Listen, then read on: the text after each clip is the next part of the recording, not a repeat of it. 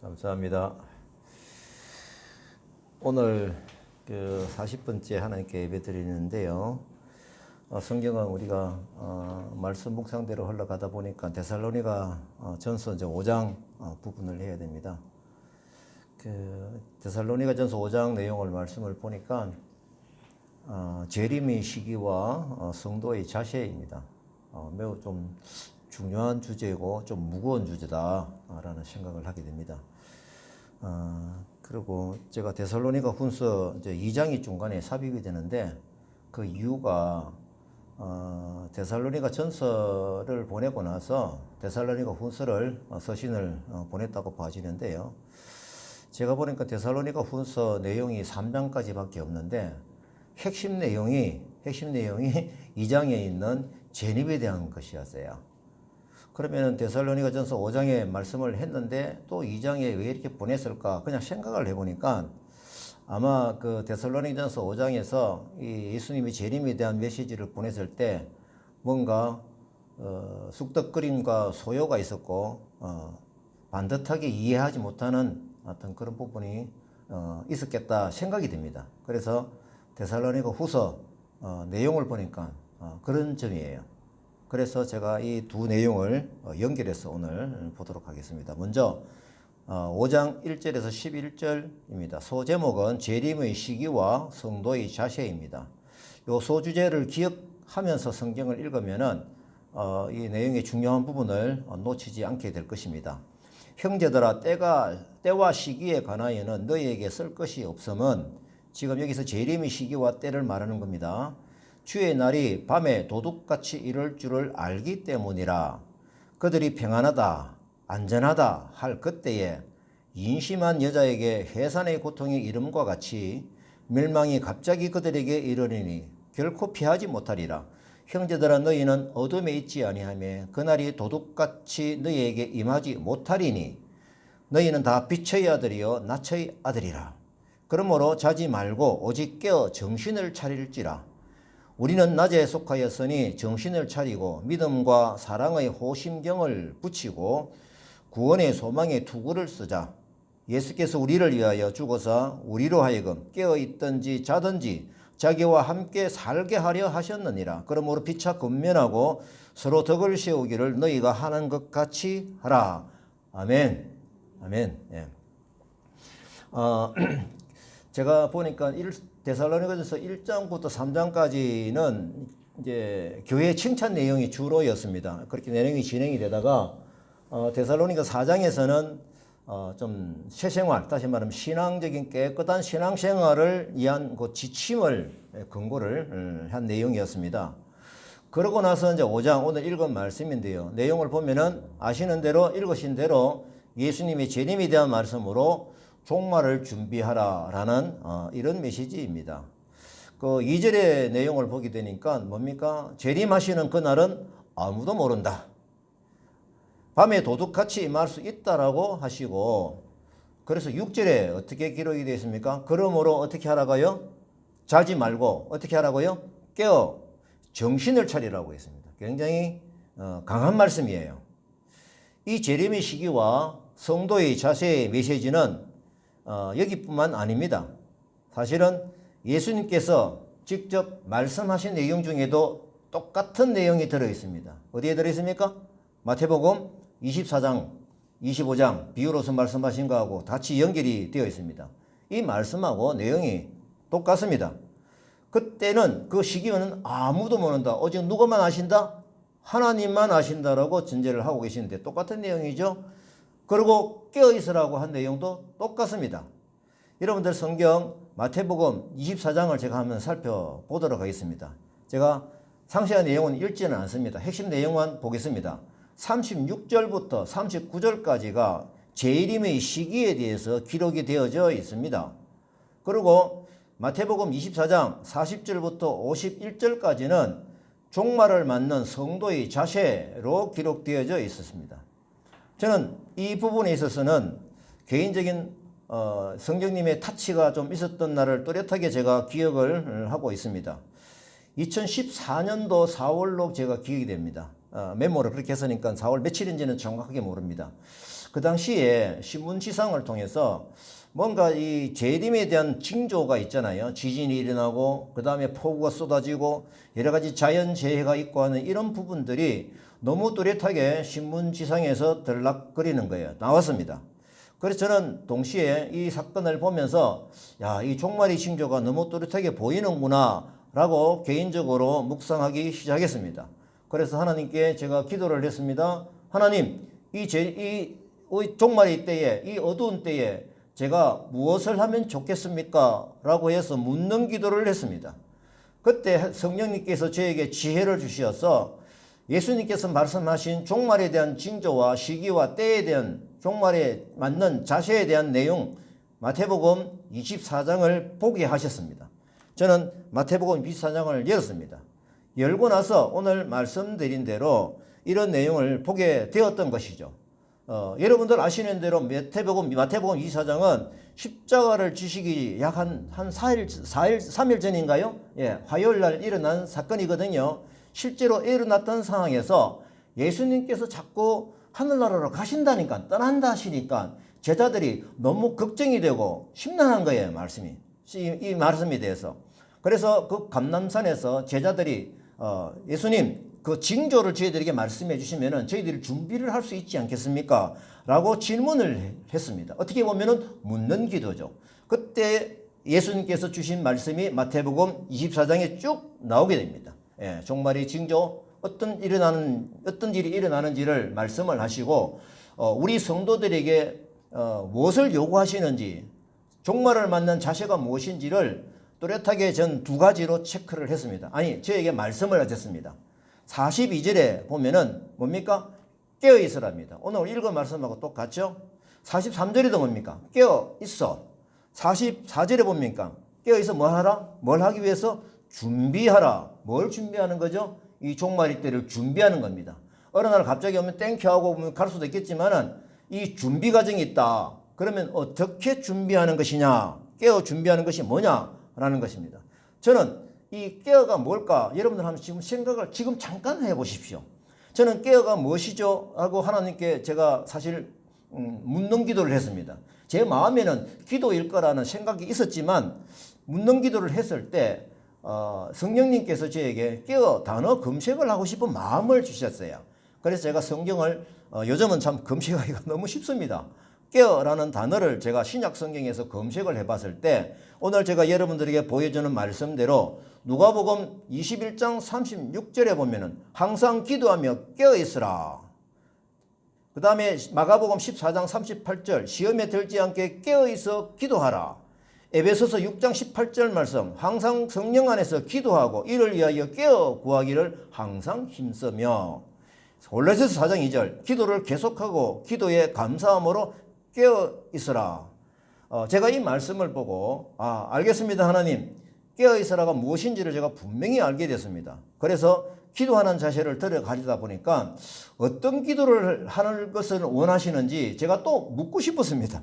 그래서 하나님께 제가 또 물었습니다. 하나님, 제가 그러면 어떤 기도를 할까요? 라고 해야 되겠습니까? 라고 제가 묻는 기도를 했습니다. 근데 하나님께서 저에게 바로 성경 어디를 봐라 라고 하는 것이 다니엘 기도를 받아라는, 다니엘의 기도를 봐라라는 그런 어떤 마음이 강하게 저한테 내려왔습니다. 그래서 저는 다니엘서를 막 뒤졌습니다. 찾다가 못 찾아가지고 그때 멀리 있던 아내에게 전화를 할 정도로 집중해서 찾았습니다. 결국은 제가 다니엘의 기도를 찾았습니다. 여러분들 그냥 문 열고 예루살렘을 향해서 기도 3번 한 그거 말고요. 다니엘이 한 기도 내용이 있더라고요.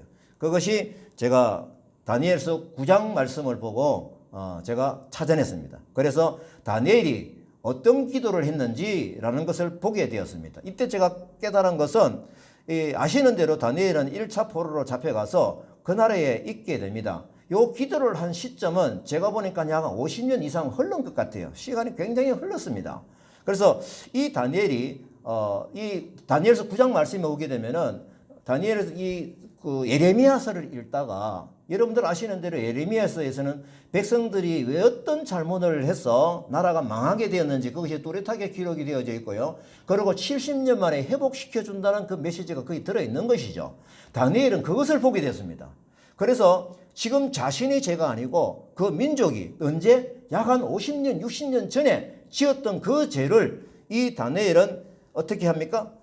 하나님께 기도하며 간구하기를 결심을 하는데 베옷을 입고 죄를 뒤집었습니다. 금식합니다. 굉장히 슬프다는 거죠. 우리나라가 왜 망했는지를 예레미야서를 통해서 확인을 한 것이죠.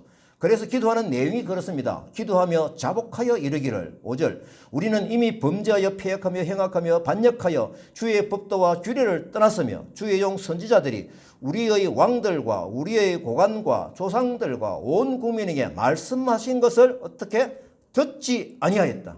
온 백성 왕을 포함해서 모든 백성들이 하나님께서 예레미야를 두신 어떤 그 주의 말씀 근거의 말씀 이 메시지를 듣지 아니하였다라는 것입니다. 계속 그 죄된 행위를 버리지 아니하고 갔다라는 것이죠. 그래서 이스라엘이 각국에서 수치를 당하였다. 이것이 뭡니까? 이스라엘이 남유다가 망하였다라는 겁니다. 이유가 뭐냐? 그들이 주께 죄를 범하였다라고 뚜렷하게 말씀을 하고 있습니다. 그래서 우리가 주께 범죄하였습니다마는 라고 하면서 다니엘이 이제는 무슨 기도를 합니까? 우리 주 하나님께서는 긍휼과 용사심이 있사오니 우리가 주께 범죄하였습니다. 회개 기도를 하는 거죠. 우리 하나님이 여호와의 얼굴을 기쁘게 하지 아니하였습니다.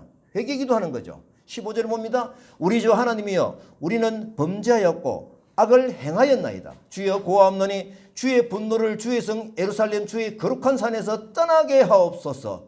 우리 하나님이여 우리 지금 주의 종의 기도와 간구를 들으시고 주를 위하여 주의 얼굴빛을 주의 황폐한 성소에 비추시옵소서. 주여 들어서서 주여 용서하소서. 철저한 회개 기도를 합니다. 금식하면서 벼옷을 뒤집어 쓰고 이 기도는 우리가 깊이 내보면은 다니엘이 개인적인 어떤 그 만족과 개인적인 복을 위해서 하는 기도 내용이 아닙니다. 어떤 기도였습니까? 우리 국가가 잘못했습니다 라는 기도를 회개 기도를 그 오래전에 이 부분을 볼 때 제가 어떤 기도를 해야 되겠습니까? 라고 하나님께 제가 묻는 기도를 했었거든요. 그러면은 하나님이 제주신 사인이 뭐였겠습니까? 지금부터 국가를 위해서 교단을 위해서 교회를 위해서 기도하라는 그런 마음으로 제가 받아들였습니다. 그래서 제가 그때부터 지금까지 매일 나라와 교단과 교회를 위해서 기도하고 있습니다. 하나님께서 저에게 지시하신 것이요.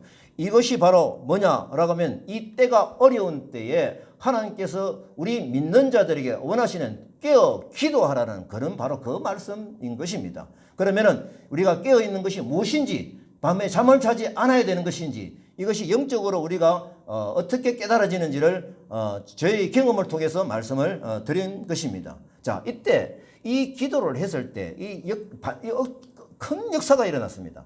지금 20절부터 23절 쭉 내용에 보게 되면요. 이 기도를 할 때에 어떤 내용인지 제가 읽어보겠습니다. 20절입니다. 가브리엘 환상입니다. 내가 이같이 말하며 기도하며 내 하나님 여호와 앞에서 간구할 때 이때 기도할 때입니다. 가브리엘이 빨리 날아와서 저녁 제사를 드릴 때 또 저녁에 또 예배를 드릴 때죠. 내게 이르더니 뭐라고 합니까? 다니엘아 내가 이제 너희에게 지혜와 총명을 주러 왔다. 곧 내가 기도를 시작할 즈음에 명령이 내렸으므로 이제 내게 알리러 왔느니라. 너는 크게 은총을 입은 자라. 그런즉 너는 이 일을 생각하고 그 환상을 깨달을지라. 라고 하면서 24절부터 쭉 어떤 내용이 나냐면 여러분들 다니엘을 통해서 종말에 대한 예언을 하나님께서 가브리엘을 천사를 통해서 주신 것입니다. 저는 깜짝 놀랐습니다. 제가 이 종말의 때에 어떻게 하면 좋겠습니까? 라고 해서 말씀으로 인도하시는 대로 제가 들어가서 결국 그 다니엘의 기도를 보게 하시더니 이 다니엘 기도를 국가를 기도를 했을 때 하나님이 너무너무 기뻤다라는 것을 제가 이 말씀을 통해서 알게 되었습니다. 그래서 기도 시작할 시점에 나를 보내서 급히 왔다. 중요한 것은 뭐를 주러 왔다? 지혜와 총명을 주러 왔다. 이 기도의 응답입니다. 그래서 이 지혜와의 총명의 내용이 뭐냐라고 하면은 여러분들 아시는 대로 이 이후에 일어났던 이게 다니엘이 BC 한 700년 아니죠. BC 한 600년경 되겠네요. 그러면은 이 요한계시록은 언제입니까? 약 한 90년쯤이거든요. AD 90년요. 그러면은 약 한 700년 가까이 이후에 일어나는 그 예수 그리스도의 그 예언, 그 부분 내용이 똑같다라는 겁니다. 이런 것을 우리가 확인을 할 때 영적으로 전율을 느끼지 않을 수가 없습니다. 그래서 이 종말에 대한 예언을 주셨는데 그때 제가 하나님께 정말 감사의 기도를 드린 것은 하나님 저에게 다니엘에게는 이 종말이 된 지혜를 주시고 예언을 주셨지만 저에게는 이 예언을 지금 보게 하셨습니다. 라는 제가 감사 기도를 하게 되었습니다. 그 이후에 제가 제 기억으로는 한 2년 전쯤으로 기억이 되는데요. 요한계시록에 대한 강의를 들어갔을 때 제가 깜짝 놀랐습니다. 그 강의 내용 중에 어떤 게 있느냐면은 요한계시록을 반듯하게 잘 보려고 하면은 신약 성경 한 군데, 그 다음에 구약 성경 한 군데를 더 같이 봐야 된다라고 하면서 신약 성경은 마태복음 24장, 그 다음에 구약 성경에서는 다니엘서 9장 이것을 보게 하셨습니다. 저는 그때 그 강의를 들을 때 눈물을 흘렸습니다. 하나님, 정말 그때 성령님께서 저에게 깨달음을 주셔서 저에게 이 기도를 보게 하셨고 기도를 하게 하셨습니다. 라고 지금도 제 마음이 전율이 일어나고 있습니다. 그리고 데살로니가전서 5장 말씀 혹은 데살로니가후서 5장 말씀을 통해서 주시는 똑같은 메시지 앞에서 제 이 말씀을 정언하지 않을 수가 없습니다. 요즘은 묵상이 다니엘서를 하게 되는데요. 생명의 삶에 따라서 제가 그 묵상을 하면서 크게 느낀 게 있습니다. 뭐냐면은 하나님께서 이 전체 대하 역사를 이루는 그 예언이 주신 대로 흘러가고 있구나라는 것을 제가 느끼게 되었고, 우리가 살고 있는 이때도 그 지금 예언해 주신 그 시기 안에 들어있다는 것을 제가 확인을 하며 하나님께 기도하게 되었고요. 또 하나는 무엇이냐라고 하면은 이 다니엘이 결국은 그 꿈의 해석과 이런 모든 부분에서 내가 할 수 있어, 내가 알아서 할게 라는 것이 아니고 항상 하나님께 묻는 기도를 했더라고요. 그러니까 하나님께 지혜와 총명을 주셔가지고 그 꿈의 해석을 보여주신 것이죠. 그래서 하나님의 말씀이 다니엘을 통해서 흘러간 것이죠. 만일 다니엘이 영적으로 막혀 있었다고 그러면은 이 거룩한 예언이 흘러갔을까. 그래서 다니엘은 정말 하나님의 대변인이구나. 여러분들 그 요즘 텔레비 보면 대변인이 나와서 얘기를 하잖아요. 대변인이구나. 대변인은 자기 얘기를 하면 안 됩니다. 위에서 오신 본부에서 주는 그 말씀을 따라 그대로 전해야 되거든요. 저도 지금 가만히 보니까 설교하는 자의 위치에 있다 보니까 저도 하나님 나라 하나님의 대변인이구나 하는 그런 마음이 들어와서 굉장히 큰 책임감을 느끼게 되었습니다. 오늘도 그 심정으로 이 말씀을 증언합니다. 자, 이제 본문으로 들어옵니다. 8절입니다. 자, 이제 본문으로 들어옵니다. 8절에 보게 되면요. 믿음, 소망, 사랑은 그리스도인들이 반드시 갖추어야 될 신앙의 3요소라는 것을 강조하고 있습니다. 제가 기억으로 1장 말씀을 전할 때에 데살로니가 교인들에게 성도들에게 칭찬을 했던 내용 중에서 이 내용이 들어있었죠. 믿음, 소망, 사랑 이 세 가지가 들어있었습니다. 그때 제가 어떻게 말씀을 드렸습니까? 믿음, 소망, 사랑은 서로 유기적인 관계가 있다. 따로 떨어져 있는 것이 아니라 이거는 같이 연결되어 있다라는 것입니다. 오늘 말씀에서 내용을 자세히 봅니다. 어떻습니까? 믿음과 사랑의 호심경을 붙이고, 호심경이 좀 어려운 말인데요. 이게 뭐냐면 전쟁터 때 여러분들 그 로마 군인들 생각하면 됩니다. 이 구리로 된 갑옷 있죠? 앞에 가슴에 붙이는 거. 흉배입니다. 흉배. 이걸 지금 붙이라는 것이죠. 그 다음에 구원의 소망의 투구를 쓰자. 이 무슨 의미입니까? 이걸 볼 때 군대 전투 장비의 그 상징적으로 표현하는 느낌이 없습니까? 분명하죠. 이거는 해석을 달리 할 수가 없습니다. 저는 이걸 읽을 때 우리가 이제 때를 기다리는 그런 심정을 보게 되면은 그 왜 밤에 근무하는 초병 있잖아요. 초병 무기를 들고 그런 느낌을 제가 가지게 되었습니다.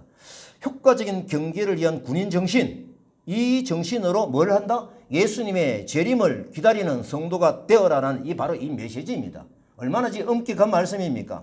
믿음, 소망, 사랑은 성도들이 반드시 갖춰야 될 3요소인데 특별히 뭡니까? 구원의 소망을 얘기하고 또 뭡니까? 소망의 인내를 강조하고 있습니다.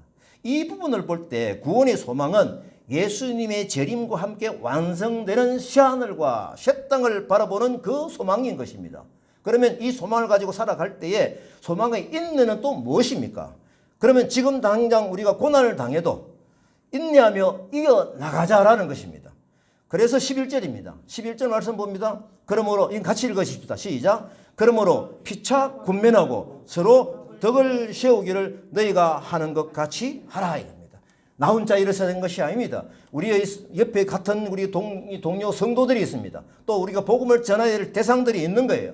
피차 군면하고 그리고 같이 덕을 세우기를 같이 기도하면서 이겨나가자라는 말씀이 데살로니가전서 5장 말씀에 있는 것입니다. 저는 이 말씀을 읽을 때에 현실적인 문제를 들어옵니다. 어떤 게 있습니까? 우리 다카교회 성도들, 또 우리가 복음을 전해야 될 대상들, 이 대상들에게서 우리가 어떻게 해야 되는지 신앙적인 자세로서 저는 받아들이고 있습니다. 그들의 영적 성장을 위해서 복음을 전하고 양육을 하면서 이렇게 도와주자라고 하는 것이 오늘 말씀을 읽으면서 제가 깨닫게 되었습니다. 동시에 제가 전도에 대한 교육을 메시지를 전하고 교육을 할 때에 저는 사진이 하나가 있습니다. 여러분들 이 사진을 제가 어떻게 무슨 말씀이겠습니까? 이게 저기 배는 무슨 배입니까? 크루즈 배입니다. 이건 뭡니까? 항공모함입니다. 이제 때가 악하니까 아까 전에 우리 초병처럼 군인 정신처럼 이 말씀의 흉배를 가지고 이렇게 싸우자, 구원이 투구를 쓰자 이렇게 했잖아요. 그것이 바로 뭐냐라고 하면은 우리가 지금까지 신앙생활을 어떻게 했는지 모르겠습니다만은 크루즈 여행하듯이 하지 마십시다. 이제는 때가 악합니다. 그래서 우리는 어떤 자세로 항공모함에 들어가서 전투 자세로 들어가서 우리가 이 나쁜 세상, 이 사탄의 세상을 이겨나가는 그런 어떤 그 부분으로 깨어 기도하며 말씀을 전하는 우리 초병이 되는 심정으로 살아가자라는 그런 제가 사진을 보여드리겠습니다. 자, 그 다음에 제가 이 본문을 이제는 5장 그 마지막 절로 가야 되는데 아까 말씀드린 대로 데살로니가 후서 2장 이 본문이 이 말씀하고 연결이 됩니다. 아까 말씀드린 대로 아마 데살로니가서 서신을 썼을 때는 이 말씀을 하셨거든요. 재림에 대한 하니까 아마 데살로니가전서 후서를 쓸 때는요. 그 데살로니가 성도들이 굉장히 이거에 대해서 웅성거리면서 자기들이 오해를 하고 있는 그런 어떤 여러 가지 있었지 않느냐라는 분석이 있습니다. 소동이 있었기 때문에 아마 급히 데살로니가 후서를 쓰게 됐는데 그 내용의 핵심이 바로 데살로니가 2장 이 말씀입니다. 자, 1절부터 12절 말씀입니다. 제가 소제목은 예수님이 재림하실 때 일어나는 일들입니다. 똑같죠? 내용이 같습니다. 자, 어떻게 말씀이 이렇게 진행이 되는지 제가 읽겠습니다. 형제들아, 우리가 너희에게 구하는 것은 우리 주 예수 그리스도의 강림하심과 우리가 그 앞에 모임에 관하여 영으로나 또는 말로나 편지로나 주의 날이 이르렀다고 해서 흔들리거나 두려워하거나 하지 말아야 한다. 이 말씀 맞죠? 그죠? 너무 이것 때문에 두려워가지고 지금 이걸 기쁨으로 받아야 되는데 그래서 이게 두려워하고 웅성성거림이 있고 이제 나쁜 내용이 막 들어가게 되는 거죠. 급히 그래서 데살로니가 2장을 쓰게 된 것입니다. 그래서 뭡니까? 어떻게 권고합니까? 미혹되지 마라. 먼저 배교하는 일이 있고 저 불법 사람 곧 멸망의 아들이 나타나기 전에는 그날이 이르지 아니하리니 그때는 하나님은 아시는데 그 징조에 대해서는 분명히 얘기를 했거든요. 무슨 얘기입니까? 배교하는 일이 일어나고 그 다음에 불법의 사람이 일어나가지고 막 그냥 자기 군시를 확보 이런 어떤 부분들이 나타나기 전에는 그날이 안 이른다. 그냥 아직은 아니다라는 그런 메시지죠. 그는 대적하는 자라 신이라고 불리는 모든 것과 숭배함을 받는 것에 대항하여 그 위에 자기를 높이고 하나님의 성전에 앉아 자기를 하나님이라고 내세우느니라. 너희는 지금 그로 하여금 그의 때에 나타나게 하려 하여 막는 것이 있는 것을 아나니 불법의 비밀이 이미 활동하였거나 지금은 그것을 막는 자가 있어 그 중에서 옮겨질 때까지 하리라. 그때에 불법한 자가 나타나리니 주 예수께서 그 입의 기운으로 그를 죽이시고 강림하여 나타나심으로 패하시리라. 악한 자의 나타남은 사탄의 활동을 따라 모든 능력과 표적과 거짓 기적과 불의의 모든 속임으로 멸망하는 자들에게 있으리니 이는 그들이 진리의 사랑을 받지 아니하여 구원함을 받지 못함이라.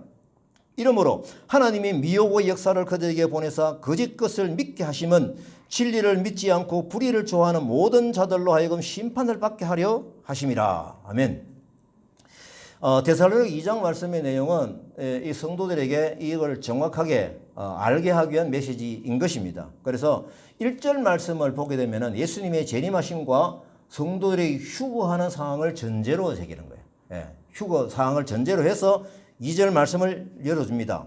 바울이 데살로니가 성도들에게 예수님의 재림의 메시지를 분명히 내가 전해주었다라는 것이죠. 전서에 나오잖아요. 그죠? 그래서 5절 말씀에 뭡니까? 어떻게 내가 너희와 함께 있을 때에 이 일을 너희에게 말한 것을 기억하지 못하느냐? 그렇죠? 분명해 보입니다. 분명히 내게 했는데 데살로니가 후서를 통해서 다시 한 번 더 확인을 시켜주고 질서를 잡아주는 것입니다. 자, 그런데 문제는 예수님의 재림에 대해서 여러 가지 거짓된 주장 때문에 성도들 간에 쑥덕거림이 있다라는 것입니다. 그것은 예수님의 재림이 임박했구나 막 독려하며 그 다음에 뭐 놀라워가지고 안절부절하지 못하는 그들의 모습을 보고 이 편지를 보내는 것입니다. 그래서 바울은 이들을 진정시키기 위해서 예수님이 재림 때 일어나는 뚜렷한 상황을 구체적으로 설명을 하는 것입니다. 자, 이 부분은 지금 우리에게도 꼭 필요한 말씀이죠. 그렇죠? 그래서 이 부분을 유심히 좀 보셔야 되겠습니다. 그래서 이 부분을 제가 질서를 개인의 뜻은 말씀드린 게 아니고 정확하게 말씀을 드려야 되기 때문에 제가 주석을 참고해서 말씀을 드리게 됩니다. 자, 먼저 배교하는 일이 있고 불법의 사람, 멸망의 아들 나타나기 전에 그날이 이르지 않는다라고 했는데 주의 날이 임하지 않는다는 것을 입증하기 위해서 아직 일어나지 않은 두 가지 상황. 그러면 우리도 지금 이제 예수님 어떤 일이 일어나죠? 라는 것을 봐야 된다는 것이죠. 배교하는 일이 일어난다고 합니다. 이 말세의 징조에 대해서 예수님의 가르침에 근거하고 있습니다. 제가 성경 읽지는 않습니다. 마태복음 24장에 보면 이렇게 내용이 나와 있습니다. 자, 이 배교는 정치적으로, 군사적으로 반란을 의미하는 것이다 라고 하네요. 그래서 이것이 마지막 날에 이르렀을 때 하나님을 대항하는 악의 세력이 크게 출현할 것이다 라는 내용입니다. 그래서 불법의 사람, 곧 멸망의 아들이 나타난다고 하는데 이 마지막 날에 나타날 적 그리스도에 대한 부분으로 해석을 하고 있습니다. 그래서 멸망의 아들과 불법의 사람은 동의어로 언급이 되는데 멸망되기로 예정된 자라고 합니다. 그래서 이 흉악한 계획과 성도를 괴롭히게 되는 일이 있을지라도 종말에는 결국에는 그들은 멸망할 수밖에 없다라는 바로 그런 내용입니다. 자, 이런 진술을 통해서 바울은 주의 날이 아직 이르지 않았다라는 것을 그 성도들에게 확신시키고 있는 것입니다. 그래서 4절 봅니다. 그는 자기를 높이고 누굽니까? 즉 그리스도죠.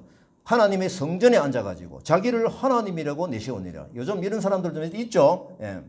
신이나 경배의 대상이라고 이끌어지는 모든 것이 대적해서 자신을 높이고 하나님 성전에 앉아가지고 자신을 하나님이라고 주장하고 있는 것이죠. 그죠? 하나님의 성전에 앉아가 자신을 하나님을 선언하기 때문에 많은 사람들이 또 미혹을 당하고 안절부절하지 못하는 그런 상황이 있다라는 것입니다. 이 내용은 요한계시록에 뚜렷하게 기록되어져 있는 즉 그리스도의 모습입니다. 자, 신약성경 제가 요한복음 2장 18절 말씀은 제가 없어요? 요한일서, 예, 요한일서입니다. 예, 예. 아니, 없습니까? 예. 지금은 마지막 때라. 즉 그리스도가 오리라는 말을 너희가 들은 것과 같이 지금도 많은 즉 그리스도가 일어났으니 그러므로 우리가 마지막 때인 줄 아노라 이렇게 말씀이 적혀 있습니다. 그래서 이런 사도 요한의 진술을 볼 때 당시에 즉 그리스도적인 어떤 그 실제적인 내용이 있었다라는 겁니다. 그것이 바로 뭐냐라고 하면은 거짓 선지자들 또 하면 거짓 교사들 이런 부분이 많이 활동하고 있었던 것을 알 수가 있습니다. 자.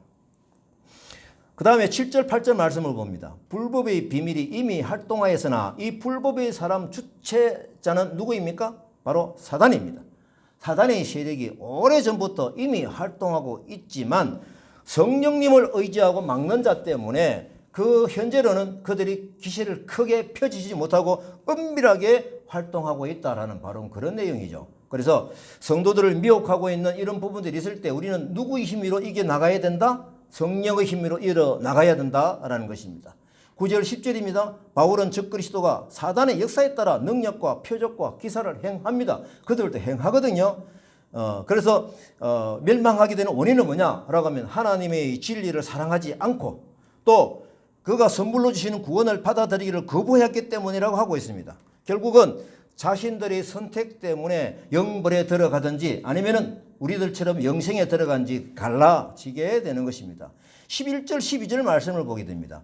하나님의 구원의 계획은 그의 주권으로 그의 목적을 수행한다 라고 됩니다. 하나님의 궁극적인 목적은 우리 모든 열방의 사람이 구원받기를 원하십니다. 하지만 인간에게 어떤 걸 주셨나요? 자유의지를 주셨어. 만약 그들이 진리를 기뻐하고 즐거워하고 그러면 영생의 길에 들어가게 되고 부지리를 사랑하고 거짓을 추구한다고 그러면 영벌의 자리에 들어가게 된다라는 것입니다. 하나님은 그들에게 필연적으로 임할 불의의 결과는 영벌에 가는 것을 내버려 두신다라는 것을 말씀하고 있습니다. 자, 우리가 데살로니가후서 2장 말씀대로 예수님의 재림을 준비하는 성도의 자세 이것을 우리가 유심히 봐야 됩니다. 제가 펴보니까 2000년이 지난 지금 상황도 똑같습니다. 내용이 똑같아요. 현재 생방송하는 것 같아요. 그래서 데살로니가 성도들이 가르친 바울 사도의 이 가르침이 지금 현재 직접 나에게 하시는 말씀으로 들으시기 바랍니다. 특히 뭡니까? 깨어 기도하라. 이 말씀을 강하게 우리가 받아들여서 이 악한 때를 이겨나가는 성령의 힘을 의지해서 기도하는 힘으로 이겨나가시길 바랍니다. 자, 이 중요한 점은 또 뭐냐라고 하면은요, 이 매일의 삶에서 호시탐탐 구경하는 사탄의 세력에 지배당하지를 말자라는 것이죠. 결국 우리가 어떻게 이겨나가느냐라는 것이 또 중요하죠. 영을 깨우는 말씀은 눈에 보이지 않는 세계의 힘을 보여줍니다. 이것이 실감나게 들리지 않는다면 자신의 영이 거의 죽어 있거나 정신을 차리지 못하고 있는 것입니다. 매우 위험합니다. 우리가 여러분들 코로나 시대를 맞이하면서 이 말씀의 메시지가 훨씬 강하게 들릴 거예요. 눈에 보이지 않는 이 코로나 바이러스의 영향력을 한번 생각해 보십시오. 이 전파력은 파괴의 정상을 눈으로 직접 보는 것이죠. 하지만 세균은 눈에 보이지 않습니다. 이 바이러스는 그래도 현미경은 보이잖아요. 그죠? 현미경은 보이는데 오늘 말씀드린 영적인 문제는 더욱 보이지 않습니다. 분명한 것은 뭡니까? 이 사탄의 영향력은 현재 우리의 영적인 문제를 계속적으로 공격하며 파고 들어오고 있다는 겁니다. 오염시키기 위해서. 자기 세력하게 두기 위해서입니다. 자, 이런 상황으로 볼 때에 이미 사탄의 세력하에 있는 사람은 사실 거기서 거기에요. 그죠? 하지만 하나님을 믿고 있는 우리들에게는 그 오염을 매우 조심해야 됩니다. 마치 코로나에 걸리지 않은 사람들이 이미 걸린 사람들보다는 훨씬 더 큰 경계의 벽을 쳐야 하듯이 말입니다. 자, 그러면 이제 내가 이 말씀을 준비하면서 코로나를 막는데 백신이 필요하죠. 이 백신이 요즘 막 나올 듯 말 듯 하고 막 좀 즐거운 소식이 좀 들리는데요. 그러면 우리에게서 사탄의 행위를 막는 그 백신은 무엇입니까? 오늘 말씀하신 대로 보게 되면 성령 충만인 것입니다. 여러분들 성령 충만의 백신을 맞으시기 바랍니다. 그래서 사탄의 공격에서 이겨 나가시기 바랍니다. 분명히 파괴력은 있습니다. 성령 충만한 삶은 말씀이 내 안에 살아 있어야 하고 깨어 기도하는 것입니다. 제가 이 부분은 사례를 들게 되면 성경만 읽습니다. 10처녀의 비유가 나옵니다. 어떻게 깨어 있는 것이 중요한 것인가 라는 겁니다. 아시는 대로 10명의 신부가 있었는데 신랑 오기를 똑같이 기다리고 있었는데 5처녀는 기름을 충분히 준비해 가지고 현명한 처녀로 돼 있고 기름을 충분하지 못한 처녀는 결국은 기름 사러 갔다가 신랑을 맞이하는데 놓친다는 바로 그런 내용이죠. 그래서 13절의 마음이 뭡니까? 그런즉 깨어 있어라. 누구에게 하는 말입니까? 기름 사러 갔다가 신랑을 맞지 못하는 그들에게 하는 말씀이죠. 그들은 이미 천국 문이 닫혔다라고 하는 것입니다. 그날과 그때는 알지 못하기 때문에 깨어 있으라 라는 것이죠. 오늘 주시는 말씀대로 보면 깨어 기도하라는 것이죠. 제게 주신 말씀대로 따라가면 저는 뭡니까? 깨어 기도라가 어떤 기도를 한다? 우선적으로 이 나라 세계의 국가를 위해서 교단을 위해서 이 덩치 큰 것이 하나님의 권위에 도전하는 그 모든 것을 가지고 기도해야 할 것입니다. 이제 우리 성도들에게 결론으로 주시는 말씀이 아까 전에 하지 않았던 데살로니가 5장 12절부터 28절까지 말씀입니다. 이 말씀은 그냥 읽으면 됩니다. 너무 쉬워요. 근데 중요한 것은 적용을 해야 되는 말씀입니다. 굉장히 중요하죠. 쉬운데 적용하기 위해서 굉장히 어렵습니다. 유심히 보십시다. 12절입니다.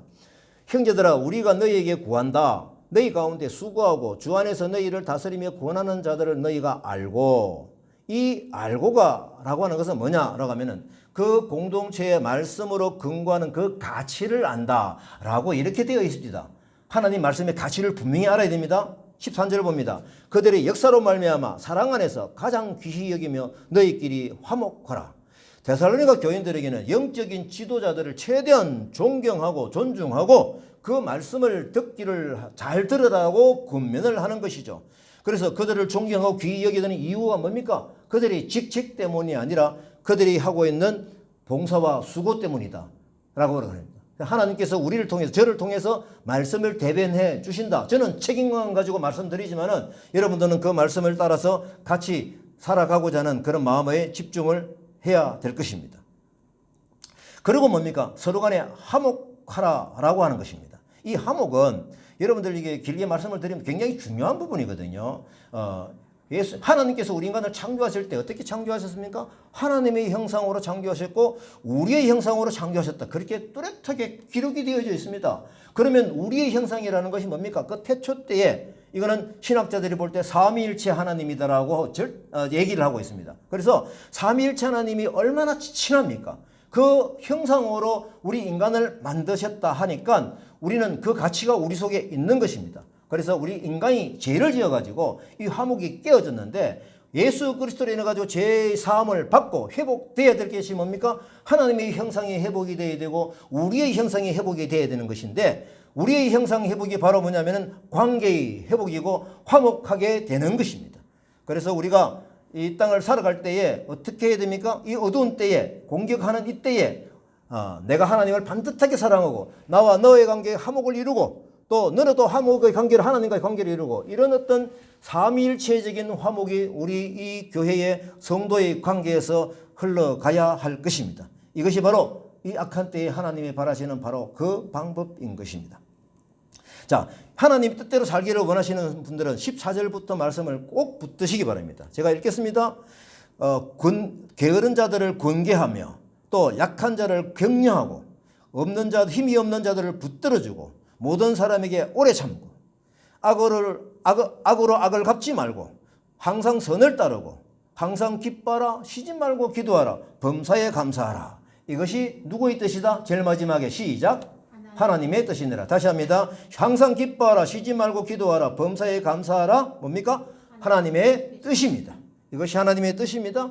이때 우리가 어떻게 살아가야 될지 구체적으로 저희들에게 지침서를 내려주셨습니다. 우리가 하나님 받는 성도의 자세로 가기 위해서는 나 혼자만의 노력으로는 안 됩니다.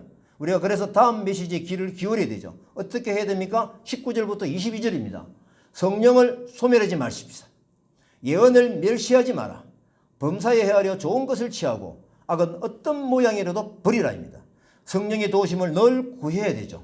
내가 아까 전에 성령 충만이 이 시대의 악한 사탄 마귀의 권세를 물리치는 백신이라고 말씀을 드렸잖아요. 주시는 예언대로 살아가야 됩니다. 이 예언은 전에 말씀을 제가 한번 드렸는데 맨날 몇 시에 무슨 일이 일어난다 이것을 자꾸 예언으로 오해하지 마시기 바랍니다. 이 예언은 뭡니까? 하나님의 뜻 안에서 반듯하게 살아가야 되는 바로 그 매뉴얼이 바로 예언인 것입니다. 그래서 그분의 뜻대로 살면은 복된 삶을 살게 되어 있다라고 하는 것이 바로 이 예언인 것이죠. 그래서 이 예언을 멸시하지 말아입니다. 자, 그래서 23절, 24절 말씀이 주신 이제 예언의 내용이 그리 나오죠. 뭡니까? 예언의 내용입니다. 평강의 하나님이 친히 너희를 온전히 거룩하게 하시고 또 너희의 온영과 혼과 몸이 우리 주 예수 그리스도께서 강림하실 때에 험없게 보존되기를 원하노라. 너희를 부르시는 이는 미쁘시니 그가 또한 이루시리라. 이 말씀이 예언입니다. 이 말씀이 예언의 매뉴얼입니다. 우리가 행동하며 또 실천해야 되는 항목이 또 나옵니다. 25절부터 27절까지입니다. 그래서 뭡니까? 형제들아 우리를 위하여 기도하라. 또 뭡니까? 모든 형제들에게 문안하라. 그리고 형제들에게 뭡니까? 이 편지를 읽어주어라. 쉽죠? 내용은 하나도 안 어려워요. 근데 실천하기는 너무 힘들어요. 내용을 모르는 게 아니에요. 내용 절대 어렵지 않습니다. 그래서 구체적으로 실천해야 되는 행동 강령으로 여러분의 마음에 기록을 하고 우리가 주변 형제들을 위해서 어떻게 기도해주며 어떻게 그들에게 권면하며 어떻게 복음을 전하며 이 실천사항이 이 악한 때를 이겨나가는 하나님의 방법인 것입니다. 그래서 28절입니다. 그래서 어떤 것이 선포됩니까? 다 같이 합니다. 시작. 우리 주 예수 그리스도의 은혜가 너희에게 우리에게 있을지어다가 선포되는 겁니다. 그죠? 아멘입니까? 예. 네. 오늘 말씀 주시는 말씀은 제가 전하면서도 맞아 이렇게 살아가는 게 맞아 라고 확신이 되어지고 있습니다. 지금 우리 다문화 카페 교회를 통해서 이제 어떻게 보면 코로나 때문에 많이 좀 주춤했었는데 6월 달부터 계속 우리가 좀 만나고 이렇게 하다 보니까 조금씩 이 친구들이 같이 만나게 됩니다. 아까 유건사 기도 중에 나왔습니다만은 저는 지금 방글라데시 친구 두 친구하고 1:1 교육을 하고 있습니다. 엄청난 것이죠. 한 친구는 힌두교고 한 친구는 모슬렘입니다. 예. 그리고 또 이 모슬렘 친구들 4명이 와가지고 한글 공부를 하고 있습니다. 그러니까 우리가 지금 호시탐탐 노리고 있습니다. 어떻게 하면 이들에게 말씀으로 근면하며 할게 해서 그러면 뭡니까? 우리가 항상 중보 기도를 해야 됩니다. 이들을 위해서 기도를 해야 이런 역사가 하나님의 역사가 방법대로 이루어지게 될 것입니다. 반드시 이들이 하나님의 사랑으로 만들어서 그 나라 그 땅에 가서 하나님의 복음을 또 근면하고 전할 수 있는 그런 용서로 만들어 보십시다. 아멘.